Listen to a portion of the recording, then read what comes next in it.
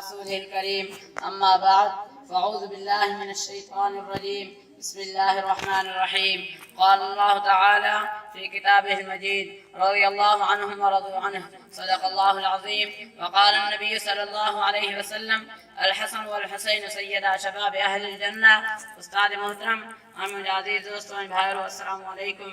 मुझे अज़ीज़ दोस्तों अॼु जी हिन बाबरकत महफ़िल में मुझी तकरीर जो मौज़ू आहे शहादत हुसैन। मुझे अज़ीज़ दोस्तों तव्हां असां किताबनि में पढ़ियो हूंदो जॾहिं यज़ीद ख़िलाफ़त जे तख़्त ते पंहिंजा हथ ऐं पेर ॼमायूं सभिनी खां पहिरीं अवाम खां बैत वठणु शुरू कयूं। सभिनी आलिमुल इस्लाम यज़ीद जी बैत कई पर उन्हनि मां 5 हस्तियूं अहिड़ियूं हुयूं जिन्हनि बैत जो इनकार करे छॾियो। उन्हनि मां हिकु हस्ती सैयदना इमाम हुसैन रज़ियल्लाहु अन्हु, ॿियो हज़रत अब्दुल्लाह बिन अब्बास रज़ियल्लाहु अन्हु, टियों हज़रत अब्दुल्लाह बिन ज़ुबैर रज़ियल्लाहु अन्हु, चौथों हज़रत अब्दुल रहमान बिन अबू बकर रज़ियल्लाहु अन्हु ऐं पंजों हज़रत अब्दुल्लाह बिन उमर रज़ियल्लाहु अन्हु। उन्हनि 5 हस्तियनि यज़ीद जी बैत जो इनकार करे छॾियो।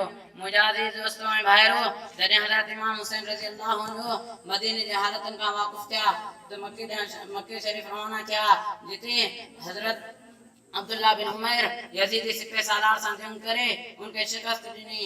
जॾहिं कूफे वारनि हज़रत अब्दुल्लाह बिन ज़ुबैर जे फतह जो ॿुधो त हज़रत हुसैन रज़ियल्लाहु अन्हु ख़त लिखियो, तव्हां जल्दी अचो, कूफे वारा तव्हांजी हिमायत लाइ तयार आहिनि। हज़रत इमाम हुसैन रज़ियल्लाहु अन्हु ॿुधी करे पंहिंजे सौट मुस्लिम बिन अकील खे कूफे जा हालात मालूम करण लाइ मोकिलियो।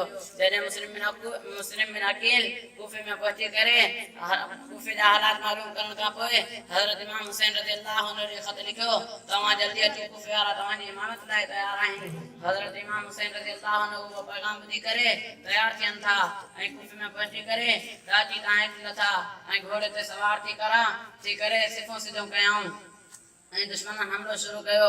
हज़रत हुर रज़ियल्लाहु अन्हु मुजाहिदनि जी सिफ़ मां निकिरी करे मैदान में लथो, आख़िर उहो बि शहीद थी वियो। उनखां पोइ हिकु हिकु मुजाहिद थींदा ईंदा हुआ ऐं शहीद थींदा हुआ। आख़िर में हज़रत इमाम हुसैन रज़ियल्लाहु अन्हु मैदान में लथो ऐं वॾी बहादुरी सां वियो पर शहीद थी वियो। मुंहिंजा अज़ीज़ दोस्तों ऐं भाइरो बसि अल्लाह ताला खां दुआ आहे त अल्लाह ताला असांखे अमल करण